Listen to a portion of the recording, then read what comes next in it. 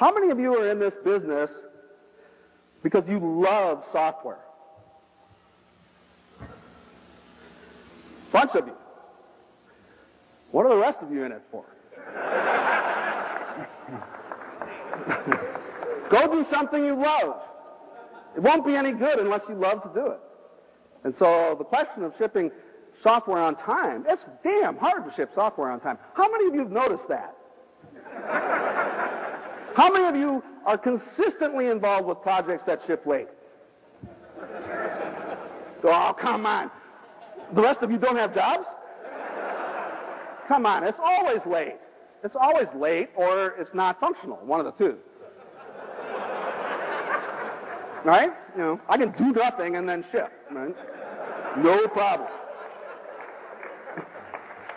That's what the corporate strategy is. Anyway, so I'm going to tell you what we figured out in the Visual C++ group and give you my point of view on it. Just the point of view. Take it for what it's worth.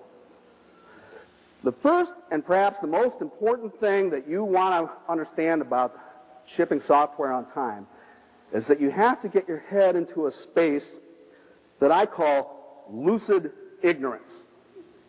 Right? That's kind of a nice phrase, and then I'm aware of how dumb I am.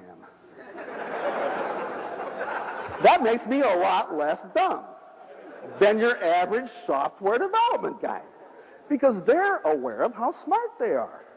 And they're sitting there. They have everything lined up. Boy, per charts and schedule and little items that say what's going to happen when. They've got it down to half days, and then Joe goes to the bathroom, and then he goes, you know.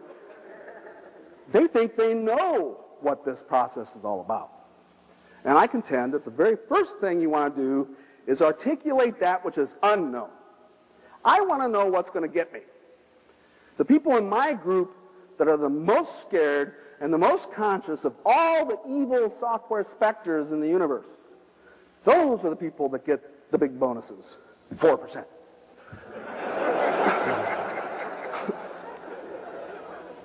The world, for some reason, people don't like this idea of not knowing stuff. I mean, have you noticed this? Even when they don't know it, they would prefer that you act like you know it, even when you don't know it. They will demand that you present them this facade of orderliness, even when you're just roiling chaos inside. And that's what most software is, particularly in the beginning. It's very chaotic. You have new technology, all sorts of unknowns. You have a new team, or a team that's just coming off a death march. There's a nice kind of team to have, right? It's just, there's so many things that are unknown. And then some client. I'll try and do this from the point of view of what the world must look like from MCS. Some client demands that you know everything and show them how everything's very finite, very contained, and it's all going to be okay if he would just give you $1 million or whatever it is you're asking for. Don't go for that a couple of times. How many of you found that out? But it doesn't really help them in the long run. How many of you have to accept dictated feature content and dictated end dates and dictated resources simultaneously? Duh! That's all I have to say. It won't work. You can't, unless they know less than you do. That's why you're getting the big bucks, right? So if they know, and you don't know very much, right? I won't tell if you don't. We're all Microsoft here. But you don't know very much. And so you know that if the still of the night at 4 a.m., you know that you don't know if this thing is ever going to ship, right? But they, who know even less than you now, we're on a scale here, they know a lot less than you, they're telling you when it's going to be done. Whoa. You are one smart client. It doesn't make sense. You're going to have to be honest with them. When you don't know, you don't know. When they don't know, they don't know. They can't hire someone that knows. They can only hire someone that lies. All right? So you want to project that confidence, that knowledge. Yeah. Well, it's true. It's totally true. And I give the same talk to MIS groups and stuff like that. And they go, yeah, you know. And then they go, this is what bugs me, though. You're talking to the wrong guys. You should be talking to my boss. How many of you have had that feeling so far today, right? He goes, yeah, that's my boss's problem. No, this is your problem. You're the expert. You're the one that is held accountable for Microsoft's success, for your customer's success. This is your issue. And don't bullshit about your issues. Don't give dates that you don't understand. And don't say you know something when you don't. Seems simple. Your job is to create an organization that can cope with uncertainty. Right? They hate it.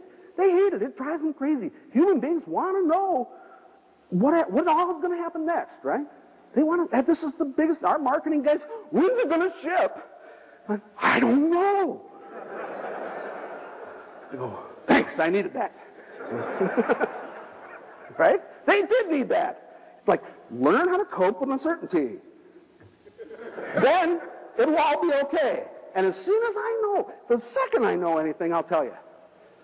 And then I'll tell you when, as soon as I know what I told you before was wrong. You'll just have to trust me on that one. The organizations you're working with, what's your job? Isn't it to make them stronger, healthier, more alive instead of dead? How many of you walk into dead places every day for your clients? Bring them to life and start with the facts. Start with the facts.